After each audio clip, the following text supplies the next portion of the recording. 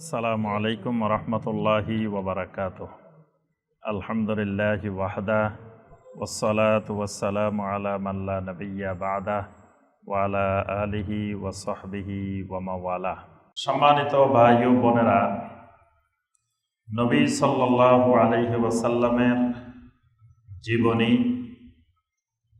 বা সিরাত রাসূলিল্লাহি সাল্লাল্লাহু আলাইহি ওয়াসাল্লাম এটি অত্যন্ত ব্যাপক এবং দীর্ঘ বিষয়। কেউ যদি জন্ম থেকে মৃত্যু পর্যন্ত সারা জীবন শুধু নবী সাল্লাল্লাহু আলাইহি ওয়াসাল্লামের সিরাত ভিত্তিক পড়াশোনা করেন, গবেষণা করেন, আলোচনা করেন, তো তার জীবন শেষ হয়ে যাবে, কিন্তু নবী সাল্লাল্লাহু আলাইহি ওয়াসাল্লামের সিরাত শেষ করা সম্ভব হবে না। আমরা সেই মহাসাগর থেকে সামান্য একটু সংক্ষিপ্ত আকারে যে আল্লাহ পাক আমাদেরকে এই নবীর উম্মত হওয়ার আল্লাহ তৌফিক দিয়েছেন, এই কারণে সেই নবীকে জানা, নবী সাল্লাল্লাহু আলাইহি ওয়াসাল্লামকে চিনা আমাদের উপরে ফরজ, এটা ফরজে আইন।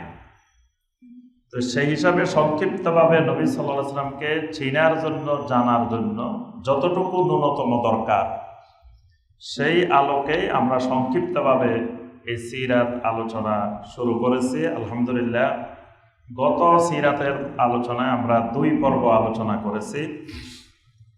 আজকে সিরাতের 3য় এবং 4র্থ পর্বের আলোচনা হবে ইনশাআল্লাহ।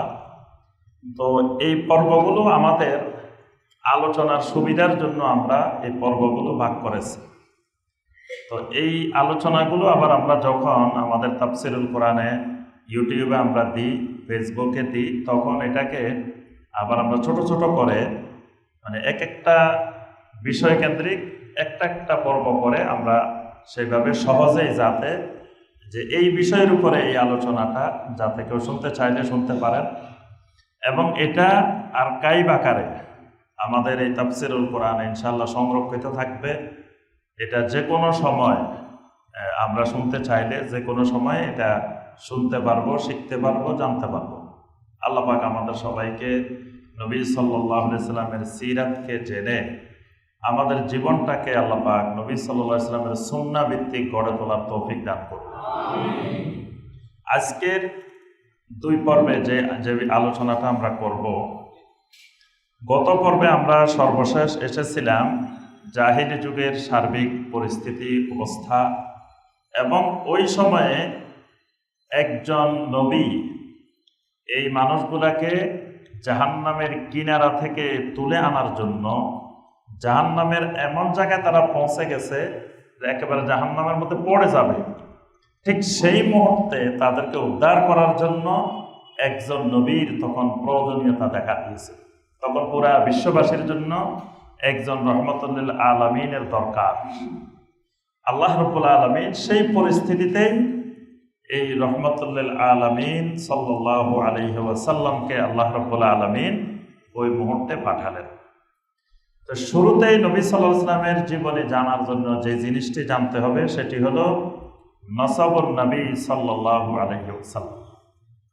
নবী সাল্লাল্লাহু আলাইহি ওয়াসাল্লামের বংশ পরিচয়, নসব, এটি আমাদেরকে জানতেই হবে। নবী সাল্লাল্লাহু আলাইহি ওয়াসাল্লামের বংশ, এটা খুবই গুরুত্বপূর্ণ একটি বিষয়।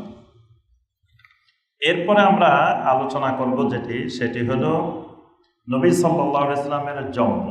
নবী সাল্লাল্লাহু আলাইহি ওয়াসাল্লামের জন্মটা কখন হয়, কয় তারিখে হয়, কোন মাসে হয়, তারপরে কোন সময়ে হয়।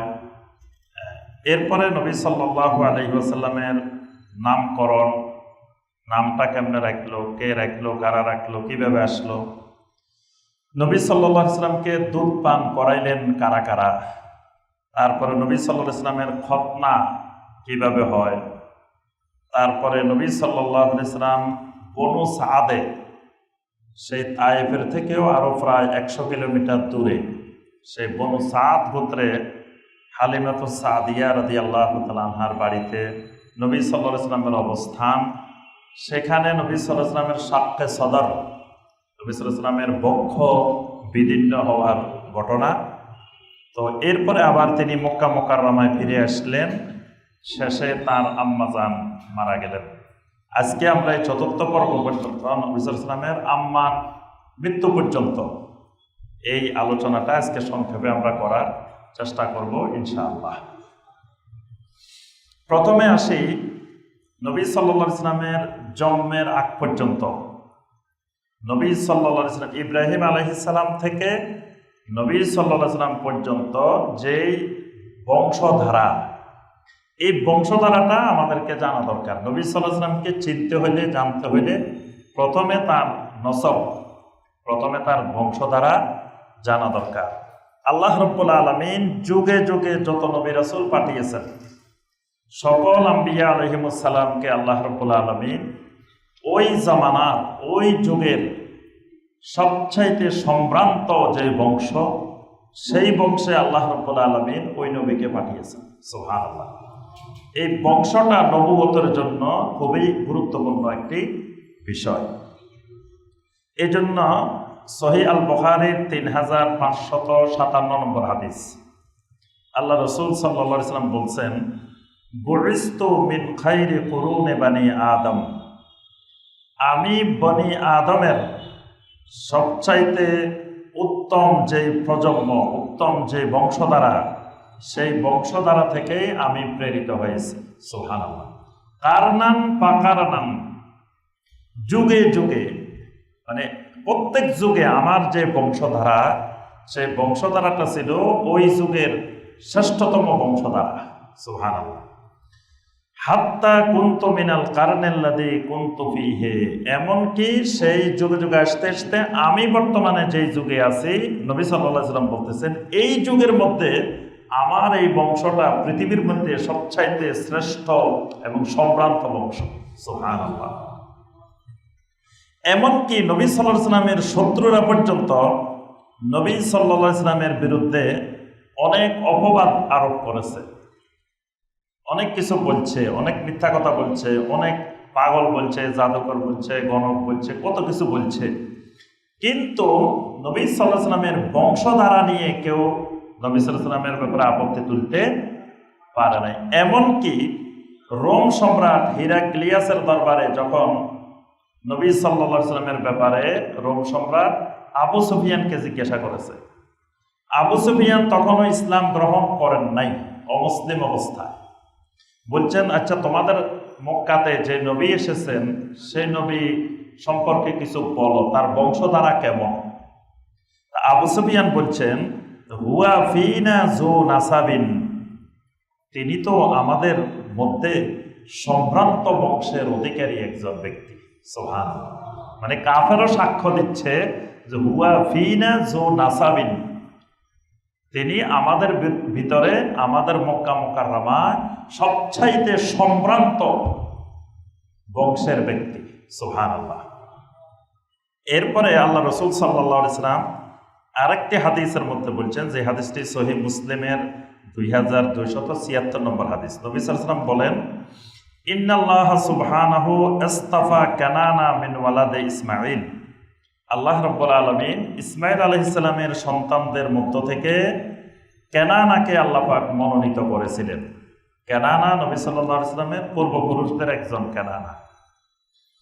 ওয়াস্তাফা কুরাইশান মিন কেনানা, আর ওই কেনানা থেকে আল্লাহ রাব্বুল আলামিন কুরাইশকে মনোনীত করেছেন। ওয়াস্তাফা বনি হাশিম মিন কুরাইশ, কুরাইশদের থেকে বনু হাশিমকে আল্লাহ পাক মনোনীত করেছেন। ওয়াস্তাফানি মিন বনি হাশিম, আর বনি হাশিম থেকে আল্লাহ রাব্বুল আলামিন আমাকে মনোনীত করেছেন। সুবহানাল্লাহ। অর্থাৎ এই যে বংশধারাগুলো পর্যায়ক্রমে আল্লাহ রাব্বুল আলামিনের মনোনীত, আল্লাহ পাকের বাছাই করা মনোনীত এই বংশধারা থেকে, বনু হাশিম থেকে আল্লাহ রাব্বুল আলামিন আমাকে মনোনীত করেছেন। সুবহানাল্লাহ। তাহলে আমরা বুঝতে পারলাম যে বংশধারাটা খুবই গুরুত্বপূর্ণ একটা বিষয়। আচ্ছা, নবী সাল্লাল্লাহু আলাইহি ওয়াসাল্লামের বংশধারার সূচনা ইব্রাহিম আলাইহিস সালাম থেকে। এর আগে তো আছে আদম আলাইহিস সালাম থেকে ইব্রাহিম আলাইহিস সালাম পর্যন্ত, তারপর ইব্রাহিম আলাইহিস সালাম থেকে শুরু করে এদিকে আল্লাহ রাসূল সাল্লাল্লাহু আলাইহি ওয়াসাল্লাম পর্যন্ত। তো ইব্রাহিম আলাইহিস সালামের বংশধারাটা দুই ভাগে বিভক্ত হয়। ইব্রাহিম আলাইহিস সালামের বংশধারাটা এক পর্যায়ে এসে দুই ভাগে বিভক্ত হয়। ইব্রাহিম আলাইহিস সালামের স্ত্রী ছিলেন কয়জন? দুইজন। একজন ছিলেন হাজরা, আরেকজন ছিলেন সারা। সারা তার বংশের যারা ছিলেন, তার সন্তান সন্ততি যারা, তারা বসবাস করতেন কোথায়? ফিলিস্তিন, জর্দান, সিরিয়া, ওই অঞ্চলে। আর হাজরা এবং হাজরার সন্তান ইসমাইল আলাইহিস সালাম তাদেরকে কোথায় রেখে গেলেন? মক্কা মুকাররমা। আল্লাহ রাব্বুল আলামিন কোরআনে কারীমের মধ্যে সেই ঘোষণাটা আল্লাহ পাক আমাদেরকে জানিয়ে দিয়েছেন। সূরা ইব্রাহিমের 37 নম্বর আয়াতে আল্লাহ পাক বলছেন, সেই ইব্রাহিম আলাইহিস সালাম যখন হাজরা এবং ইসমাইল দুইজনকে যখন মক্কা মুকাররমায় এখানে রেখে যখন তিনি চলে যাচ্ছিলেন, তখন হাজরা আলাইহিস সালাম জিজ্ঞাসা করেছিলেন যে আল্লাহু আমারানা হাজা, যে আল্লাহ কি আপনাকে এইভাবে রেখে যাওয়ার জন্য নির্দেশ দিয়েছেন? তখন ইব্রাহিম আলাইহিস সালাম বললেন, নাম, আল্লাহ রাব্বুল আলামিনের নির্দেশেই রেখে যাচ্ছি, আমি আমার সিদ্ধান্তে তোমাদেরকে এখানে রেখে যাচ্ছি না। তখন হাজরা আলাইহিস সালাম বললেন, ইজাল্লা ইউদাইয়ুনা, যদি আমার আল্লাহ বলে থাকেন আমাদেরকে রেখে যাওয়ার জন্য, তা আল্লাহ আমাদেরকে ধ্বংস করবেন না। সুবহানাল্লাহ। আল্লাহ রাব্বুল আলামিন আমাদেরকে ধ্বংস করবেন না। আমাদের এখানে খাবার না থাকুক, পানি না থাকুক, কিছুই না থাকুক, তারপরেও আল্লাহ রাব্বুল আলামিন আমাদেরকে ধ্বংস করবেন না। এরপরে ইব্রাহিম আলাইহিস সালাম আস্তে আস্তে, তিনি তো আসলে আল্লাহর সিদ্ধান্তে রেখে যাচ্ছেন, কিন্তু তার অন্তর তো ফেটে যাচ্ছে। আল্লাহ রাব্বুল আলামিন দীর্ঘদিন পরে একটা সন্তান দিলেন, ইসমাঈল আলাইহিস সালাম, তাও অনেক বৃদ্ধ বয়সে এসে। তো সেই সন্তানটা আল্লাহ পাক বলতেছেন এখানে রেখে যাওয়ার জন্য। তিনি ভিতরে সহ্য করতে পারতেছেন না, কিন্তু আল্লাহর সিদ্ধান্তে মেনে নিয়ে তিনি রেখে যাচ্ছেন। তিনি আস্তে আস্তে হেঁটে হেঁটে পাহাড়ের ওই পাশে গিয়ে, আবু কুবাইসের ওই পাশে গিয়ে তিনি আল্লাহ রাব্বুল আলামিনের কাছে কান্নাকাটি শুরু করে দিলেন। কারণ স্ত্রী সন্তানের সামনে যদি কাঁদতেন তাহলে তারা তো আরো বিচলিত হয়ে যেত। এই জন্য তাদের সামনে তিনি আর কাঁদেন নাই, তাদের সামনে খুব শক্ত হয়েছিলেন। পাহাড়ের ওই পাশে গিয়ে আল্লাহর কাছে দোয়া করা শুরু করলেন, রব্বানা ইন্নী আসকানতু মিন যুররিয়াতি বিওয়াদিন গায়রি যি যারইন ইনদা বাইতিকাল মুহাররাম রব্বানা লিয়ুকিমুস সালাহ ফাজআল আফইদাতাম মিনান নাসি তাহবি ইলাইহিম ওয়ারযুকহুম মিনাস সামারাত লাআল্লাহুম ইয়াশকুরুন। সুবহানাল্লাহ। ইব্রাহিম আলাইহিস সালাম দোয়া করা শুরু করলেন, রব্বানা ইন্নী আসকানতু মিন যুররিয়াতি, রব্বুল আলামিন আমার বংশধারার, আমার পরিবারের একটা অংশকে এই জনপদে রেখে গেলাম, এই জায়গায় রেখে গেলাম, বিওয়াদিন গায়রি যি যারইন, এমন এক উপত্যকায় রেখে যাচ্ছি যেই উপত্যকার মধ্যে কোনো শস্য দানা নাই, খাবার নাই, পানি নেই, কিছুই নেই। ইনদা বাইতিকাল মুহাররাম, শুধু আছে আপনার ঘর, আপনার সম্মানিত ঘরটা আছে, এর বাহিরে আর কিছু নাই। রব্বানা লিয়ুকিমুস সালাহ, রব্বুল আলামিন এদেরকে রেখে যাচ্ছে যেন এই প্রজন্ম সালাত কায়েম করতে পারে। সুবহানাল্লাহ। যেন সালাত কায়েম করতে পারে, সালাত কায়েমের উদ্দেশ্যে। ফাজআল আফইদাতাম মিনান নাসি তাহবি ইলাইহিম, মানুষদের মধ্য থেকে মানুষকে, জনগণকে আপনি তাদের প্রতি ভালোবাসা, তাদের প্রতি আকর্ষণ আপনি সৃষ্টি করে দিবেন। সুবহানাল্লাহ। আর তাদের জন্য আপনি উত্তম ভালো ভালো ফল ফলাদি রিজিকের ব্যবস্থা করে দেন। সুবহানাল্লাহ। লাআল্লাহুম ইয়াশকুরুন, যাতে তারা আল্লাহর শুকর আদায় করতে পারে। ইব্রাহিম আলাইহিস সালাম এভাবে দোয়া করতে করতে কেঁদে কেঁদে তিনি চলে আসলেন, তাদেরকে রেখে আসলেন। এখন অল্প খেজুর রেখে আসছেন, কিছু আটা রেখে আসছেন, কিছু পানি রেখে আসছেন। কিছুক্ষণ পরে পানি শেষ। এখন তো পানি দরকার, মা ছেলে দুজনের পানি দরকার। দুইজনেই পিপাসার্থ, কাতর হয়ে গেল। আশেপাশে কোথাও কূপ নাই, পানি নেই। হাজরা আলাইহিস সালাম পানির জন্য দৌড়তেছেন ওইদিকে। সাফা পাহাড়ের উপরে উঠেন, আবার পিছনে সন্তানকে দেখতে আসেন, আবার উপরে দৌড় দিয়ে যান, আবার দেখতে আসেন। কিছুক্ষণ পরে দেখতে পেলেন ইসমাইল আলাইহিস সালামকে যেখানে রেখে গেছেন তার পা নাড়াচাড়া করতেছেন, পায়ের নিচের থেকে পানি উঠা শুরু হয়েছে। সুবহানাল্লাহ। কোন রাওয়ায়াতে আসছে যে একজন ফেরেশতা এখানে মাটি খুঁড়তেছিলেন। হাজরা আলাইহিস সালাম ওই ফেরেশতাকে দেখতে পেলেন যে ইসমাইল আলাইহিস সালামের পায়ের নিচে তিনি মাটি খুঁড়তেছেন আর পানি উঠতেছেন। সুবহানাল্লাহ। হাজরা আলাইহিস সালাম দৌড়াই এসে তিনি পানিকে পাত্রে ঢুকানো শুরু করলেন আর চতুর্দিকে বাঁধ দেওয়া শুরু করে দিলেন। আর পানিকে বলতে লাগলেন ঝাম ঝাম, মানে থামো থামো। পানিকে থামার জন্য বললেন। পানি এমন ভাবে প্রবাহিত হয়েছিল, আল্লাহ রাসূল সাল্লাল্লাহু আলাইহি ওয়াসাল্লাম বলছেন যে আল্লাহ পাক ইসমাইলের মায়ের উপরে রহম করুন।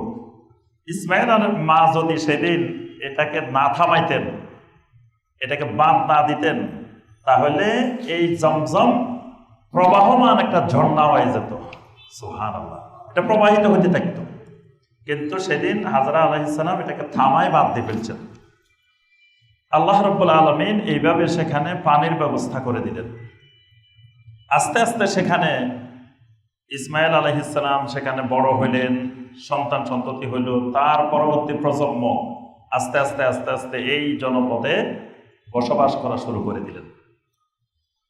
তাহলে এই মক্কা মুকাররমার আদি অধিবাসী, আদি বসবাস ইসমাইল আলাইহিস সালামের বংশধরেরা, আর ওইদিকে ইসহাক আলাইহিস সালামের বংশধরেরা শাম অভিমুখী, আর মক্কা মুকাররমা মুখী হল ইসমাইল আলাইহিস সালামের বংশধর। অর্থাৎ ইব্রাহিম আলাইহিস সালামের বংশটা দুই ভাগে ভাগ হয়েছে। ওইটা বানি ইসরাইল, এটা বানি ইসমাইল।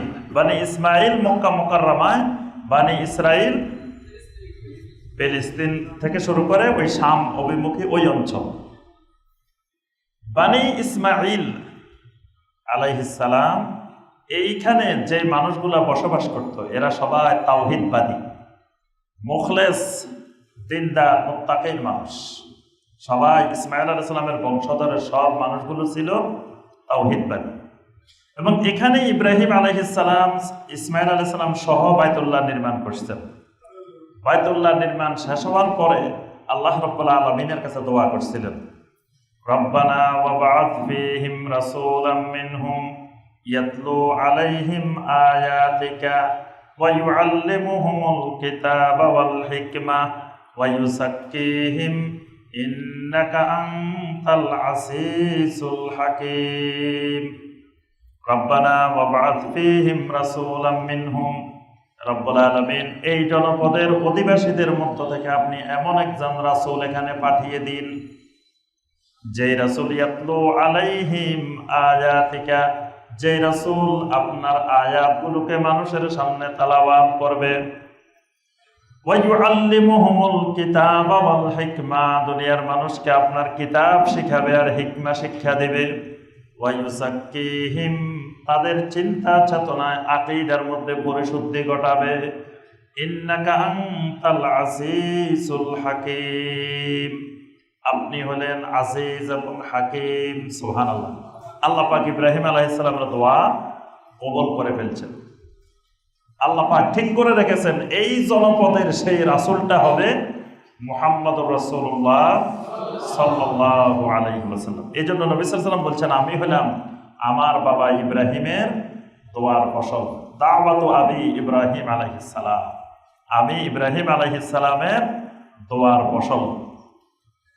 বনি ইসমাইল এখানে বসবাস করে আসতেছেন।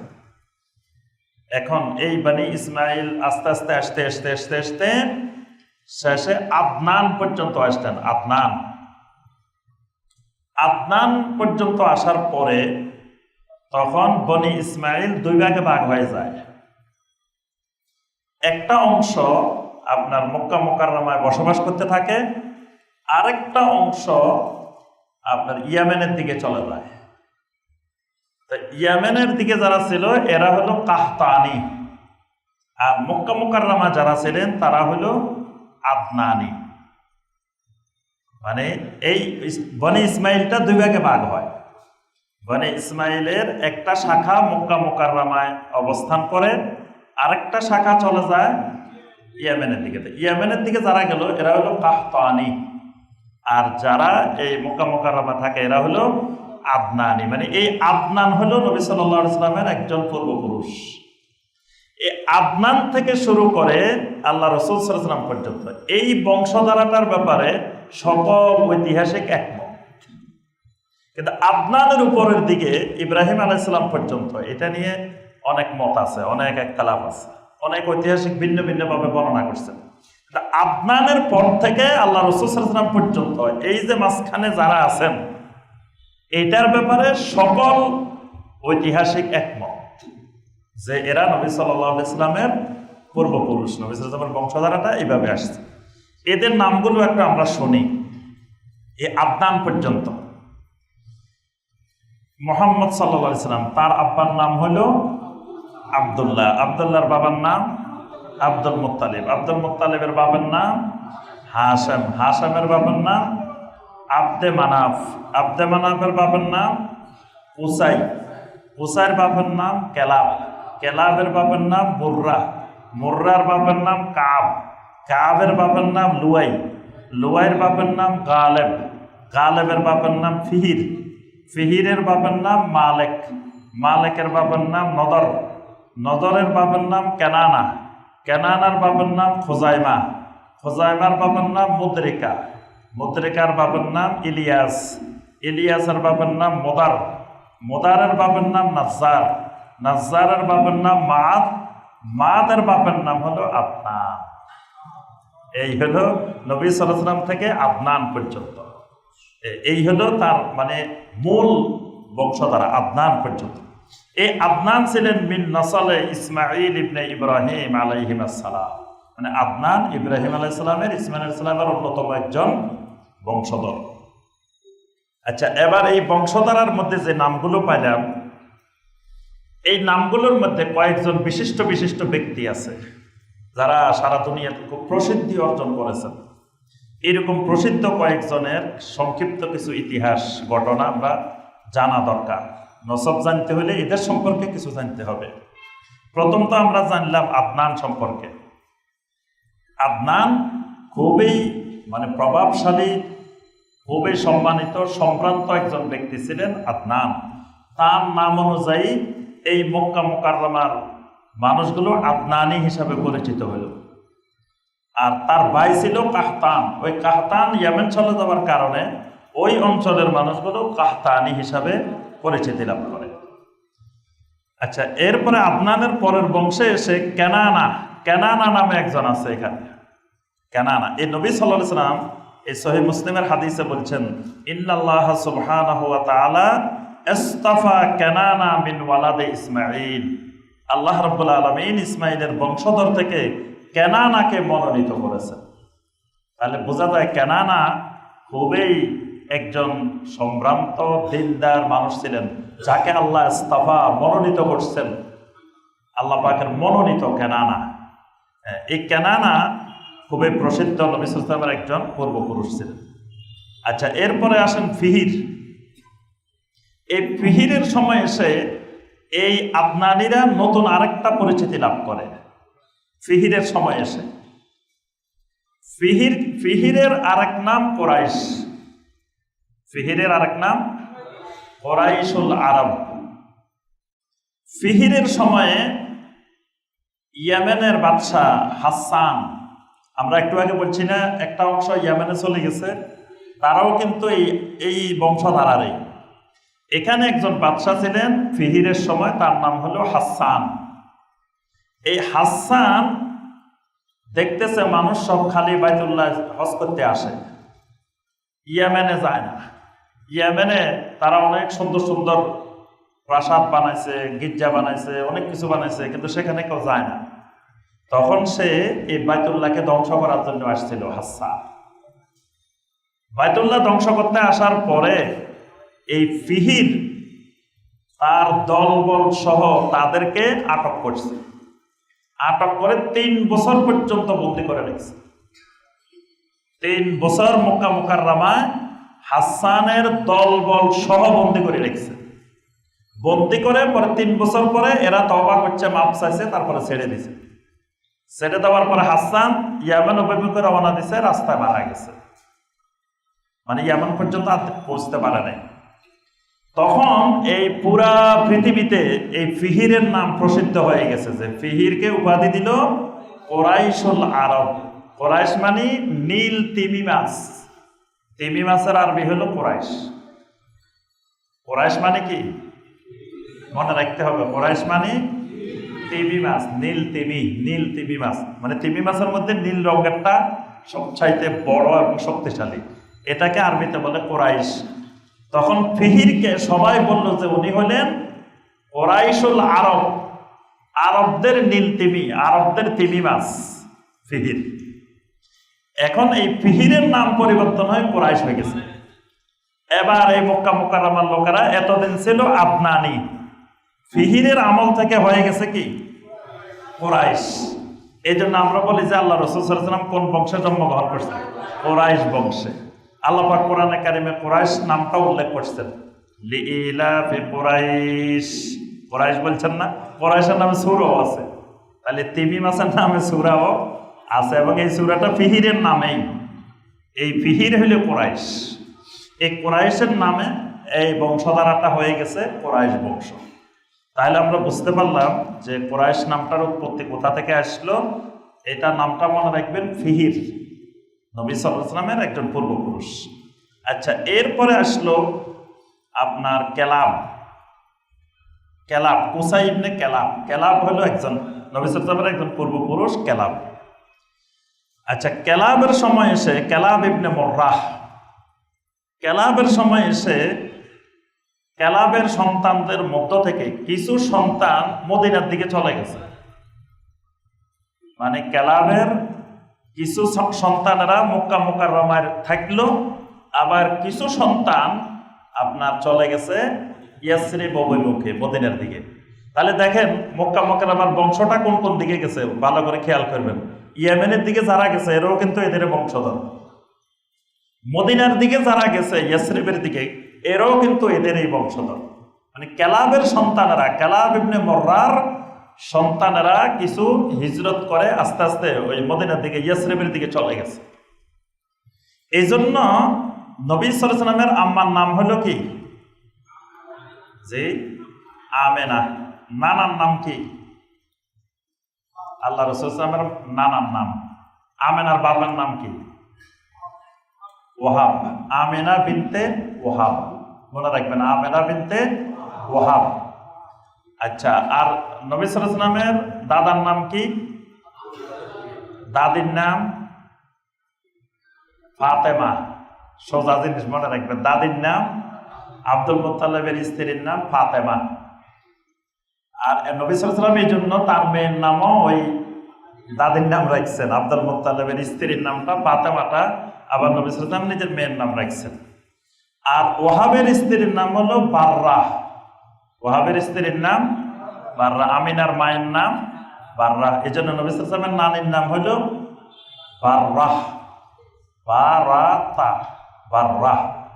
তো এই কেলাবের কথা এই জন্য বলতেছি, কেলাব ইবনে মুররা, এই আমিনা নবী সাল্লাল্লাহু আলাইহি ওয়াসাল্লামের আম্মা আমিনা বিনতে ওয়াহাবের পূর্বপুরুষ ওই কেলাব ইবনে মুররার বংশধর। মানে আমিনারাও একই বংশের। যে ওই কেলাব ইবনে মুররার আমলে যেই শাখাটা মদিনা চলে গেছে ওনাদের এই বংশধর আমিনা বিনতে ওয়াহাব। এই কেলাব ইবনে মুররা এই জন্য নবী সাল্লাল্লাহু আলাইহি ওয়াসাল্লামেরও পূর্বপুরুষ, মানে আব্দুল্লাহরও পূর্বপুরুষ, আমিনারও পূর্বপুরুষ। দুইজনেরই পূর্বপুরুষ যাই এক জায়গায় মিলছে, সেটা হলো কেলাব ইবনে মুররা। এই কেলাব নবী সাল্লাল্লাহু আলাইহি ওয়াসাল্লামেরও পূর্বপুরুষ, আবার আমিনাদের মদিনার তাদেরও পূর্বপুরুষ। এরপরে আসেন কুসাই। কেলাবের এক ছেলের নাম হলো কুসাই, কুসাই ইবনে কেলাব। এই কুসাইকে বলা হয় আধুনিক মক্কা নগরীর রূপকার। এতদিন মক্কা মুকাররমায় যারা বসবাস করত, বিচ্ছিন্নভাবে বসবাস করত, এদের মধ্যে কোনো ইউনিটি ছিল না, সমাজবদ্ধতা ছিল না, এরকম ঐক্যবদ্ধভাবে বসবাস করে নাই। কুসাই ইবনে কেলাব এসে সবাইকে ঐক্যবদ্ধ করলেন। পুরা মক্কা মুকাররমার জনগোষ্ঠীকে তিনি ঐক্যবদ্ধ করলেন এবং সবার সম্মিলিত নেতা হলেন কুসাই ইবনে কিলাব। কুসাই ইবনে কিলাব তখন মক্কার প্রশাসন ব্যবস্থাকে 5টি ভাগে ভাগ করছেন। একটি হলো আস-সাকায়া, একটি হলো আর-রাফাদা, একটি হলো আল-হিজাবা, একটি হলো আল-লিওয়া, একটা হলো আন-নাদওয়া। 5টা ডিপার্টমেন্টে ভাগ করছেন। একটা আস-সাকায়া, এই ডিপার্টমেন্টের কাজ হলো পানির ব্যবস্থাপনা করা। আরেকটা ডিপার্টমেন্ট করছেন আর-রাফাদা, হাজিদের খাবারের থাকা খাওয়া এগুলোর ব্যবস্থাপনা করা। আরেকটা ডিপার্টমেন্ট করছেন আল-হিজাবা, কাবায় মুশাররাফার আল্লাহর ঘরের বাইতুল্লাহর সংস্কার করা, মানে মেরামত কোনখান থেকে কি করতে হবে না করতে হবে, আল্লাহর ঘর কেন্দ্রিক এই হিজাবা ডিপার্টমেন্টটা কাজ করবে। আরেকটা করছেন আল-লিওয়া, মানে যুদ্ধ বিগ্রহ করার জন্য এই ডিপার্টমেন্টটা কাজ করবে, এটা যুদ্ধের শাখা। আরেকটা করছেন আন-নাদওয়া, নাদওয়াটা হলো যে মক্কা মুকাররমার যতগুলো বংশ আছে, শাখা আছে, প্রত্যেক গোত্রের প্রত্যেক কাবিলার একজন শায়েখ আছে, মানে তাদের কাবিলার প্রধান যিনি তিনি শায়েখ। এই শায়েখদের পার্লামেন্ট হলো নাদওয়া, মানে যে কোনো মক্কা মুকাররমার বিষয়ে আপনার পরামর্শ করার জন্য এই দারুন নাদওয়াটাই হলো পার্লামেন্ট, মক্কা মুকাররমার পার্লামেন্ট। আমরা গতকাল বলছিলাম যে এই পার্লামেন্ট এমন এক পার্লামেন্ট যে পার্লামেন্টে সম্মিলিত ভোটে পাশ হয়েছে নবী সাল্লাল্লাহু আলাইহি সাল্লামকে হত্যা করার জন্য। এটা হলো দারুন নাদওয়া। এই দারুন নাদওয়ার প্রতিষ্ঠাতা হলেন কুসাই ইবনে কিলাব, তিনি প্রতিষ্ঠা করেছেন। এই কারণে আরবের লোকদের কাছে কুসাই ইবনে কিলাব খুবই সম্মানিত নেতৃস্থানীয় একজন ব্যক্তি, প্রসিদ্ধ একজন ব্যক্তি কুসাই ইবনে কিলাব, কারণ তিনি আধুনিক মক্কা নগরীকে গঠন করছেন। আচ্ছা, এই কুসাই ইবনে কিলাবের এক ছেলে হলো আব্দে মানাফকে কুসাই 2টা দায়িত্ব দিছে, ছেলেদের মধ্যে ভাগ করছে তিনি। আব্দে মানাফকে সাকায়া রেফাদা এই 2 ডিপার্টমেন্টের দায়িত্ব দিয়েছেন আব্দে মানাফকে। আবার আব্দুল মুত্তালিব যিনি ছিলেন নবী সাল্লাল্লাহু আলাইহি ওয়াসাল্লামের দাদা, আব্দুল মুত্তালিবের চেহারাটা এই কুসাই ইবনে কিলাবের চেহারার মতোই ছিল, মানে কুসাই ইবনে কিলাবের চেহারাটা যেরকম আব্দুল মুত্তালিবের চেহারাটাও একই রকম ছিল। আচ্ছা, কুসাই ইবনে কিলাবের যে ছেলে আব্দে মানাফ, তাকে 2টা ডিপার্টমেন্টের দায়িত্ব দেওয়া হয়েছে। একটা হলো সাকায়া আর একটা হলো রেফাদা।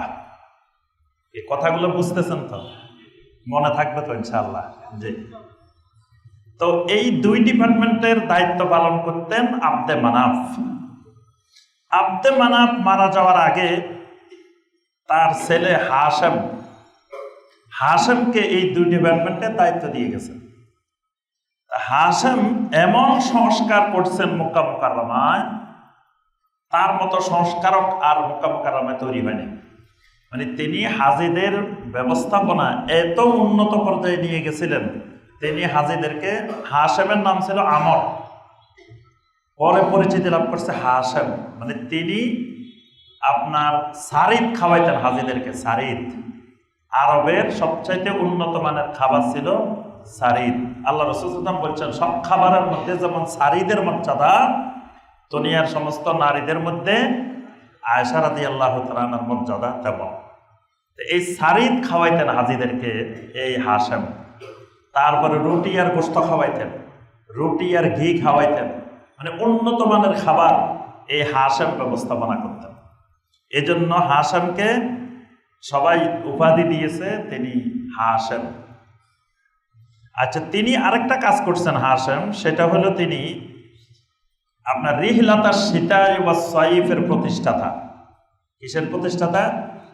রিহলাতাস শিতাই ওয়াস সাইফ, মানে শীতকালীন এবং গ্রীষ্মকালীন ভ্রমণ, মানে আরবের ব্যবসা বাণিজ্যকে, মক্কা মুকাররমার ব্যবসা বাণিজ্যকে তিনি অর্থনৈতিক দিক থেকে উন্নত পর্যায়ে নেওয়ার জন্য তিনি এদেরকে আপনার শীতকালে ইয়ামেনের দিকে, গরমকালে শামের দিকে এইভাবে ঠিক করে দিয়েছেন। যে কারণ ওই ইয়ামেনের দিকে, এখানে যখন ধরেন শীত, ইয়ামেনে এরকম শীত নেই, তো এই জন্য তখন ব্যবসায়ীদেরকে তিনি ইয়ামেন পাঠাই দিতেন সবাইকে।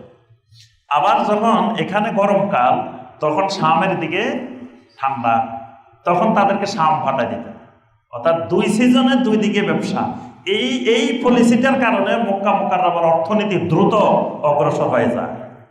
এই জন্য মক্কা মুকাররমার মানুষের কাছে হাশেম প্রতিষ্ঠিত ছিলেন সাহিবু রিহলাতাশ শিতাই ওয়াস সাইফ, যে তিনি ছিলেন এই রিহলাতাশ শিতাই ওয়াস সাইফের প্রতিষ্ঠাতা।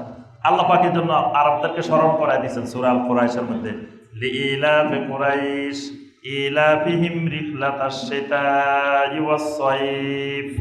এই যে আল্লাহ পাক গরমকালে কোথায় যেতে হবে, শীতকালে কোথায় যেতে হবে, এই ব্যবসা বাণিজ্যের দরজা খুলে দিয়েছেন কে?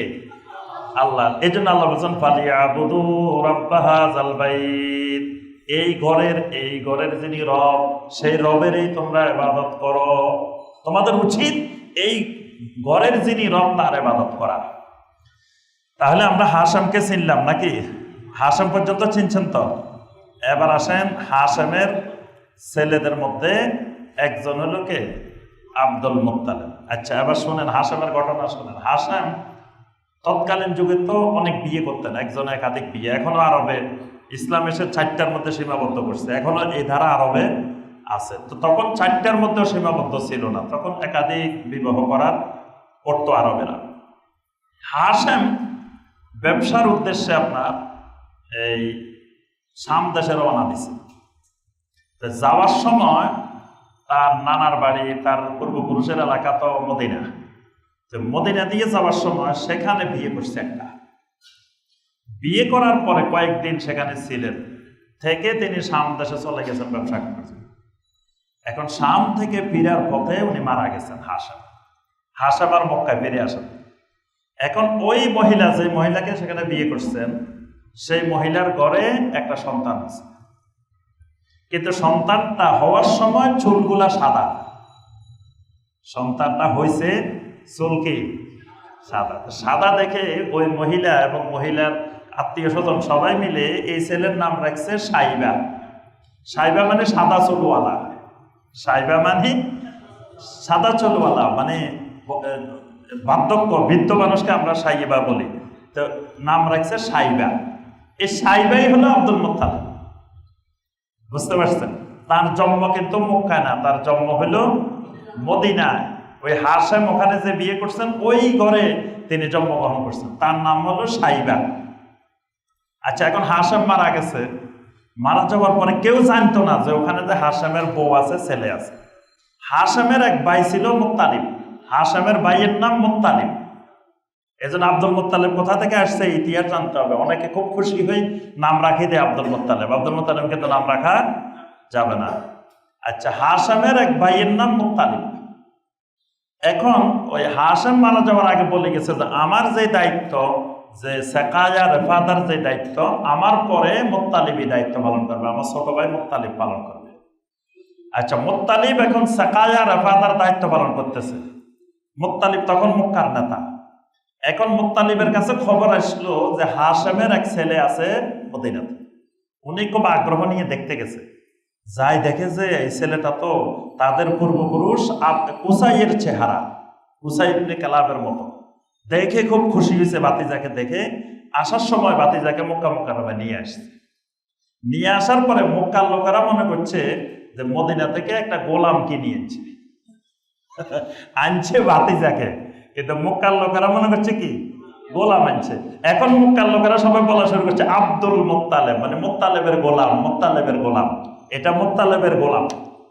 তখন মুত্তালিব সবাই ডেকে বলছে, আরে ওয়াই হাকুম ইয়া আহলা মক্কা, আরে তোমাদের ধ্বংস হোক, এটা আমার গোলাম না, এটা আমার ভাই হাশেমের ছেলে। সবাই পরিচয় করাই দিছে, কিন্তু পরিচয় করাবার আগেই পরিচয় হয়ে গেছে আব্দুল মুত্তালিব। এখন ওনার নাম আর সাইবা নাই, এখন হয়ে গেছে কি আব্দুল মুত্তালিব, মুত্তালিবের গোলাম। এই নামেই তিনি প্রসিদ্ধ হয়ে গেছেন। ওনার ওই সাইবা নামটা মুছে গেছে, ওই নামে আর নাই। উনি হয়ে গেছেন কি আব্দুল মুত্তালিব। আচ্ছা, এরপরে তিনি মক্কা মুকাররমায় বসবাস করতেছেন। বসবাস করতে করতে ওই সমাজের মধ্যে এত প্রসিদ্ধি হয়ে গেলেন, খুব বিজ্ঞ, খুব নেতৃস্থানীয়, মানে তার মধ্যে একটা নেতৃত্বের যোগ্যতা এই আব্দুল মুত্তালিবের মধ্যে গড়ে ওঠে। এরপরে আব্দুল মুত্তালিব ওই মুত্তালিবের দায়িত্বটা পেয়ে গেছে।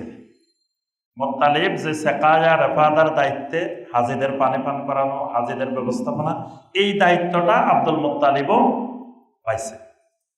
আচ্ছা, পাওয়ার পরে আব্দুল মুত্তালিব সারাদিন আল্লাহর ঘরে কাটাইতেন, বাইতুল্লাহর মধ্যে থাকতেন, সারাদিন বাইতুল্লাহর খেদমত করতেন, হাজিদের খেদমত করতেন, বাইতুল্লাহ ইবাদত বন্দেগী করতেন, এইভাবেই কাটাতেন। একদিন তিনি আপনার এই বাইতুল্লাহর হিজিরের মধ্যে, মানে হিজির বলতে এই বাইতুল্লাহর একটা অংশ আমরা দেখি না, যেটা বাইতুল্লাহর ভিতরে নাই, বা একটা অংশ অতিরিক্ত আছে না, হাতিমে কাবা, এটার আরেক নাম হিজির।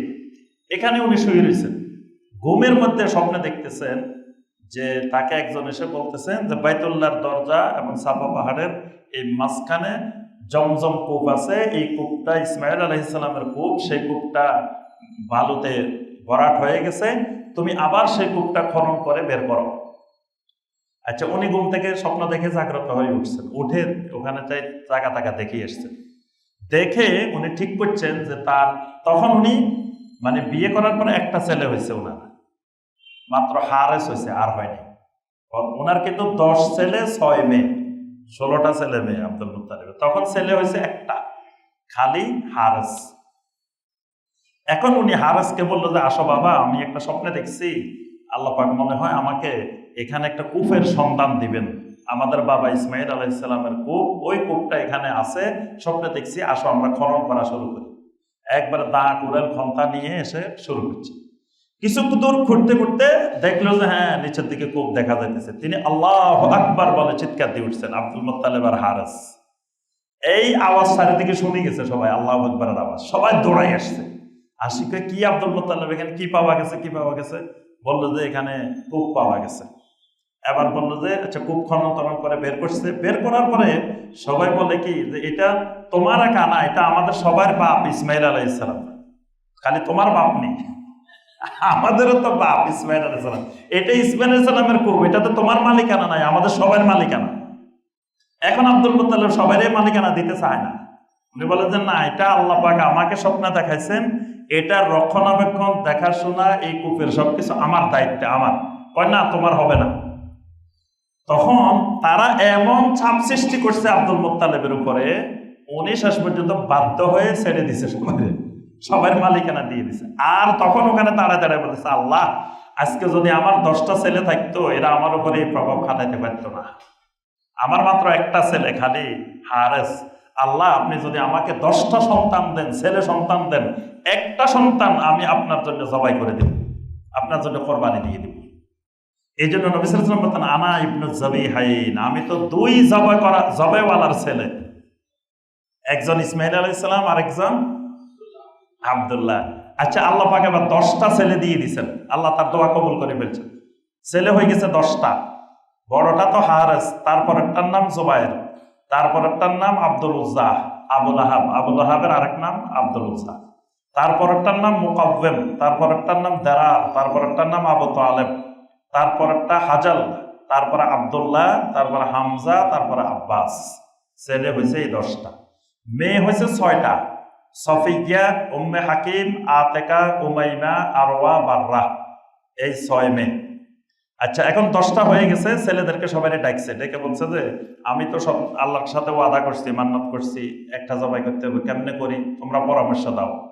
ছেলেরা সবাই মিলে বললো, কেমনে করবেন বাবা, এটা তো আপনি সিদ্ধান্ত নেন। বলে যে আসো বাইতুল্লাহ, আসো সবাই। বাইতুল্লাহ আসছে 10জনকে বসাইছে, বসায় বলছে যে তোমাদের সবাই নাম লিখে লিখে কাগজের মধ্যে দাও। আমাদের সর্বোচ্চ দেবতা হইল হুবল। হুবলের এখানে বিশাল ইন্তেজাম, লটারির ইন্তেজাম, প্রতিদিন এখানে লটারি হইত, মানে পুরা দুনিয়ার যে কোনো লটারির দরকার হইলে ওই হুবলের কাছে যেত। এখানে মেশিন বসানো ছিল, মানে আপনার লটারির মেশিন, এবং মেশিনের ফি নির্ধারণ করা ছিল। একবার লটারি করাইতে হইলে একটা মোট দেওয়া লাগবে, এমনি ফ্রি ফ্রি কিন্তু লটারি না। হুবলের নামে একটা মোট আগে দিয়ে, আরো নির্দিষ্ট দেরহাম ছিল, এত দেরহাম জমা দিয়ে তারপরে লটারির আয়োজন করা লাগবে। আচ্ছা, আব্দুল মুত্তালিব সবকিছু দিয়ে লটারির আয়োজন করছে হুবলের সামনে। তো হুবলের সামনে করতে করতে এখন যতবার লটারির আয়োজন করে আব্দুল্লাহর নাম আসে। আর বাকি 9টার নাম আসে না, খালি আসে কার নাম? আব্দুল্লাহর নাম। এখন বলে যে না, তাহলে তো আব্দুল্লাহকে করতে হবে। তিনি আব্দুল্লাহকে নিয়ে রওনা দিচ্ছেন যে বাইতুল্লাহর সামনে জবাই করবেন। তখন পুরা কুরাইশ এবং মদিনার তার নানার বংশের লোকেরাও আসছে, সবাই আসছে, সবাই চিৎকার দিয়ে উঠলো, না আব্দুল মুত্তালিব, এই কাজ করা যাবে না, জবাই করা যাবে না। তা উনি বললেন আমার মান্নাতের কি হবে? আমি যে মান্নাত করছি একটা ছেলে আল্লাহকে দিয়ে দিব জবাই করে, এটা কি হবে? এবার সবাই বুদ্ধি করলো যে তুমি একটা কাজ করতে পারো, তুমি হুবলের সামনে আবার যাও, আবার লটারির আয়োজন করো। এক পাশে 10টা উট, এক পাশে আব্দুল্লাহ। যতক্ষণ পর্যন্ত না আব্দুল্লাহর নাম আসবে ততবার 10টা করে উট বাড়াইবে। আচ্ছা, 10টা উট আব্দুল্লাহ, নাম আসছে আব্দুল্লাহ। 20টা উট আব্দুল্লাহ, নাম আসছে আব্দুল্লাহ। 30টা তাও আব্দুল্লাহ, 40টা তাও আব্দুল্লাহ। বাড়াতে বাড়াতে 100টা দিছে। এবার আর আব্দুল্লাহ নাম আসে নাই, 100টা উট আসছে। এখান থেকে মানে সর্বপ্রথম নির্ধারণ হলো যে দিয়ার মানুষের রক্ত মূল্য 100টা উটের সমান। আচ্ছা, এরপরে 100টা উট আব্দুল মুত্তালিব জবাই করে দিছে। আল্লাহ পাক এই 100টা উটের বিনিময়ে, আব্দুল মুত্তালিবের এই কোরবানির বিনিময়ে আব্দুল্লাহকে আল্লাহ রাব্বুল আলামিন হেফাজত করছেন। সুবহানাল্লাহ। তাহলে আব্দুল্লাহ এইদিকে আব্দুল মুত্তালিবের একটা অন্যতম ঘটনা হলো তিনি কি করছেন? জমজম কূপ খনন করছেন, এটা তার বিরাট অবদান। আর এরপরে আব্দুল্লাহ 100টা উটের বিনিময়ে আব্দুল্লাহকে আল্লাহ রাব্বুল আলামিন রক্ষা করলেন। আচ্ছা, আব্দুল মুত্তালিবের আরেকটা গুরুত্বপূর্ণ ঘটনা আছে। আচ্ছা, এরপরে তিনি বাইতুল্লাহ রক্ষণাবেক্ষণ করতেছেন, হেফাজত করতেছেন। এমন সময় আপনার তখন ইয়েমেনের শাসক ছিল আব্রাহা। ইয়েমেনের শাসক আব্রাহা। আব্রাহা বিশাল এক গির্জা বানাইছে ইয়েমেনের রাজধানী সনআ নগরীতে বানায়। এটার নাম দিছে আল কুল্লাইস। এটার নাম হলো আল কুল্লাইস। সারা পৃথিবীর মানুষকে আহ্বান জানালো, তোমরা মক্কায় না গিয়ে এখানে আসে হজ করো। আমরা আরেকটা সুন্দর আল্লাহর ঘর বানাইছি। এখন ওখানে কেউ যায় না, তো যায় না। আরো বনু কেনানার একজনে যখন এই খবর পাইছে, উনি ইয়েমেন চলে গেছে। যায় ওই ঘরে যায়, যে জোরে জোরে লাথি মারতেছে ওই ঘরকে। মানে হে যে ঘর বানাইছে, গির্জা বানাইছে, ওই গির্জার মধ্যে লাথি মারতেছে। এখন এই গির্জাকে অপমান করলো কেন? এটা আব্রাহা সহ্য করতে পারে না। আব্রাহা সিদ্ধান্ত নিল বাইতুল্লাহকে ধ্বংস করে দিবে, একেবারে মিশাই ফেলবে। মিশাই ফেললে মানুষ আর ওখানে যাইবো কই? ঘরে নাই, তখন বাধ্য হয়ে দিকে আসবে। এখন আব্রাহা বিশাল বাহিনী নিয়ে চলে আসছে। কোথায় আসছে? মক্কা মুকাররমা থেকে 20 কিলোমিটার দূরে ওয়াদিয়ে মুহাসসার। এটার ওই সময় নাম ছিল আল মুকাম্মাস। এটার নাম ছিল, জায়গাটার নাম মুকাম্মাস। আপনারা দেখছেন কিনা জানি না, যারা হজে গেছেন, আপনার আরাফার ময়দান থেকে এই মুজদালিফা থেকে আসার সময়, মুজদালিফা থেকে মিনা আসার সময় আপনার এই ওয়াদিয়ে মুহাসসার এই জায়গাটা, এখানে নবী সাল্লাল্লাহু আলাইহি ওয়াসাল্লাম হজের সময় দ্রুত গতিতে এই জায়গাটা প্রস্থান করছে। বলছেন যে এখানে আসহাবুল ফিলের গজবের স্থান, এখানে পাথর বর্ষিত হয়েছে। আচ্ছা, এখন এই জায়গায় আসি বিরতি দিছে এই আব্রাহা। বিরতি দেওয়ার পরে তার বাহিনী কি করছে? চতুর্দিকে প্রথমে এক মানে লুটতরাজ চালাইছে। এখান থেকে আব্দুল মুত্তালিবের 200 উট এরা নিয়ে গেছে। 200 উট এই বাহিনী নিয়ে গেছে। আচ্ছা, আব্দুল মুত্তালিব গেছে তার সাথে দেখা করার জন্য। ওনারও খুব শখ আব্রাহারে দেখা, দেখে আসে কি তার বাহিনী সম্পর্কে। তার সম্পর্কে আব্দুল মুত্তালিব আগে অনেক জানছে, এখন সরাসরি দেখা করতে গেছে। দেখা করতে যাওয়ার পরে আব্রাহা আব্দুল মুত্তালিবকে অনেক সম্মান করছে। বলছে আপনি তো মক্কার নেতা, বাইতুল্লাহর খাদেম, সবকিছু অনেক সম্মান টম্মান করছে। করার পরে আব্দুল মুত্তালিবকে বললে, আচ্ছা বলেন আপনি কি চান, আপনার কি জন্য আসছেন? বলে যে আমার 200 উট আপনার বাহিনীরা চিন্তাই করে নিয়ে গেছে, আমার উটগুলো ফেরত দেন। তা এবার আব্রাহা বলতেছে, আপনারা তো মনে করছিলেন খুব উন্নত মন মানসিকতার মানুষ, আপনি তো দেখি একেবারে নিচু মন মানসিকতার মানুষ। আপনি যেই মাবুদের ইবাদত করেন, যে রবের ইবাদত করেন, সেই রবের ঘর ভাঙ্গি চুরি শেষ করার জন্য আমি আসছি। আপনি সেই ঘরে চিন্তা না করে আপনার ওটের চিন্তা করতেছেন। ওট খুঁজতে আসছেন, আমার কাছে ওট নিতে আসছেন। তখন আব্দুল মুত্তালিব একটা কথা বলছেন, যেটা ঐতিহাসিক যুগান্তকারী কথা। আব্দুল মুত্তালিব তখন তার সামনে বলে উঠছেন, আনা রাব্বুল ইবিল, ওয়া ইন্না লিল বাইতি রাব্বান সায়ামনাউহু। আব্রাহা, তুমি তো জানো না, আনা রাব্বুল ইবিল, আমি হলাম উটের রব। ওয়া ইন্না লিল বাইতি রাব্বান, ওই ঘরের রব আমি না, ওই ঘরের রব আরেকজন আছে। সায়ামনাউহু, তুমি সেখানে যাই দেখো, ওই রব সেটা চিন্তা করতেছে। তোমারে কেমনে বাধা দিতে হয়, কেমনে কি করতে হয়, ওই রবে দিবে, ওইটা আমার চিন্তা না। আমি তো ওইটার খাদেম, আমি ওইটার রব না ওই ঘরের। এই জন্য আল্লাহ পাক ওখানে বলছেন ফালিয়াবুদু রাব্ব হাযাল বাইত, এই ঘরের রব। ওই বাইতুল্লাহর রব আরেকজন, আমি আব্দুল মুত্তালিব বাইতুল্লাহর রব না, আমি হলাম আনা রাব্বুল ইবিল, আমি ওটার রব। এই জন্য তোমার কাছে উট চাইতে আসছি। কিন্তু ওই ঘর রক্ষা করার দায়িত্ব আমি আব্দুল মুত্তালিবের না, ওই ঘর যার, যিনি ওই ঘরের রব, তিনি রক্ষা করবেন। সুবহানাল্লাহ। আচ্ছা, আব্দুল মুত্তালিবের এই কথা শুনে সে তো হাসতেছে, আচ্ছা ওই রবের দেখবো, আসতেছি। এরপরে আব্দুল মুত্তালিব চলে আসছেন, তার 200 উট দিয়ে দিছে। দিয়ে দেওয়ার পরে আব্দুল মুত্তালিব বাড়িতে ফিরে আসছেন। আসার পরে তার বংশের সবাইকে ডাকছেন, ডাকে বলছেন, শোনো, যে আব্রাহা আসছে, এই আব্রাহার মোকাবেলা করা আমাদের পক্ষে সম্ভব নয়। সে যে বাহিনী নিয়ে আসছে, হস্তি বাহিনী, বিশাল হাতির বাহিনী নিয়ে আসছে, এই বাহিনী আমরা মোকাবেলা করতে পারবো না। সবাই যার যার নিরাপদ আশ্রয়ে চলে যাও, পাহাড়ে গুহায় আশ্রয় নাও, পাহাড়ের উপরে আশ্রয় নাও, এখানে জনপদে কেউ থাকিও না। তিনি সবাই বের করে দিচ্ছেন। বের করে দিয়ে আব্দুল মুত্তালিব আল্লাহর ঘরে ঢুকছে। আল্লাহর ঘরে ঢুকে আব্দুল মুত্তালিব কান্না শুরু করছেন, আল্লাহ, এই বাইতুল্লাহর রব, আমাকে আপনি এই বাইতুল্লাহর খাদেম বানাইছেন, আমি এতদিন পর্যন্ত আপনার ঘরের খেদমত করছি, কিন্তু এখন যে শত্রু বাহিনী বাইতুল্লাহ ধ্বংস করতে আসছেন, এই বাহিনীর মোকাবেলা করা আমাদের দুনিয়ার মানুষের পক্ষে সম্ভব নয়। রব্বুল আলামিন আপনার ঘরের হেফাজত আপনার দায়িত্বে দিলাম, আপনি আপনার ঘরের হেফাজত করেন। আব্দুল মুত্তালিব বাইতুল্লাহর মধ্যে কান্নাকাটি করতেছেন। আব্দুল মুত্তালিব এখানে কান্নাকাটি করতেছেন, ওই দিকে আব্রাহা সকালবেলা রওনা দিছে, মক্কার দিকে আসবে। আব্রাহা যে হাতের উপরে ছিল, ওইটার নাম ছিল মাহমুদ। মাহমুদের যত সামনের দিকে টানে, মাহমুদ আর সামনের দিকে আসে না। এবার ইয়েমেনের দিকে ফিরে দিছে, দৌড় দিছে ইয়েমেনের দিকে, এইদিকে আর আসে না হাতে। এরপরে আল্লাহ রাব্বুল আলামিনের গজব সেখানে নেমে আসছে। আব্দুল মুত্তালিব তখনও বাইতুল্লাহর ভিতরে কান্নাকাটি করতেছেন আল্লাহর কাছে, আল্লাহ আপনার ঘর আপনি হেফাজত করেন। ওই দিকে আলাম তারা কাইফা ফাআলা রাব্বুকা বিআসহাবিল ফিল আলাম ইয়াজআল কাইদাহুম ফি তাদলিল ওয়া আরসালা আলাইহিম তায়রান আবাবিল। ওই তায়রান আবাবিল, যাকে যাকে পাখি, আল্লাহর পক্ষ থেকে দলে দলে ঝাঁকে ঝাঁকে পাখির দল আসতেছে। আর তারমিহিম বিহিজারাতিম মিন সিজ্জিল, একবারে পাকা পাকা শক্ত শক্ত পাথর তাদের উপরে নিক্ষেপ করতেছে। এই নিক্ষেপের মাধ্যমে তাদের সবাইকে আল্লাহ পাক এই হস্তি বাহিনীকে ধ্বংস করে দিলেন।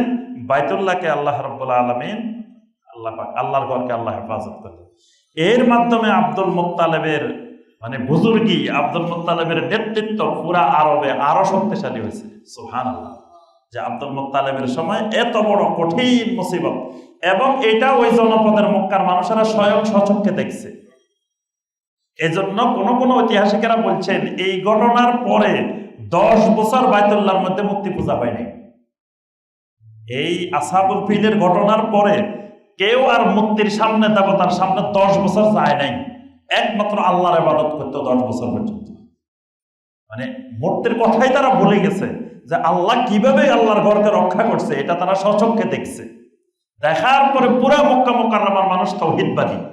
আর ঠিক এই মুহূর্তটাতে আল্লাহ রাব্বুল আলামিন নবী সাল্লাল্লাহু আলাইহি ওয়াসাল্লামকে পাঠাইছেন। এই ঘটনাটা ঘটছে 571 হিজরির 571 খ্রিস্টাব্দের মুহররম মাসে। এর 50 দিন পরে রবিউল আউয়াল মাসে আল্লাহ রাব্বুল আলামিন নবী সাল্লাল্লাহু আলাইহি ওয়াসাল্লামকে পাঠাইছেন। যেই সময়টাতে পাঠাইছেন, পুরা মক্কা মুকাররমার মানুষ তাওহীদবাদী। শিরকি হালতে নবী সাল্লাল্লাহু আলাইহি ওয়াসাল্লামকে আল্লাহ দুনিয়াতে পাঠান নাই, সব মানুষগুলোকে তাওহীদবাদী বানাই। এইরকম একটা ঘটনা ঘটাই ওই মুহূর্তে আল্লাহ রাব্বুল আলামিন নবী সাল্লাল্লাহু আলাইহি ওয়াসাল্লামকে পাঠিয়েছেন। সুবহানাল্লাহ। তাহলে আমরা জানলাম আব্দুল মুত্তালিব সম্পর্কে। আচ্ছা, এরপরে আব্দুল মুত্তালিব বিয়ে করলেন কোথায়? আচ্ছা, আব্দুল মুত্তালিব তার অনেকগুলো ছেলে ছিল, ওই বিয়ের দিকে আমরা যাওয়ার দরকার নেই, আব্দুল্লাহর দিকে আসি। আব্দুল মুত্তালিবের অনেকগুলো ছেলের মধ্য থেকে একজন হলেন আব্দুল্লাহ। এই আব্দুল্লাহকে তিনি যখন যুবক বয়সে পৌঁছতেন, 25 বছর বয়স, তখন আব্দুল্লাহকে বিয়ে করাইলেন। কোথায় বিয়ে করাইছেন? মদিনাতে। মদিনাতে তাদের এই বংশধর এবং বনু জাহারার নেতা ওয়াহাব ছিল মদিনার নেতা, আব্দুল মুত্তালিব মক্কার নেতা। এক নেতা আরেক নেতার মেয়ে বিয়ে করাইছে। মদিনার বনু জাহারা গোত্রের নেতা ওয়াহাব, ওয়াহাবের মেয়ে আমিনা, আমিনাকে আব্দুল্লাহকে বিয়ে করাইলেন 25 বছর বয়স।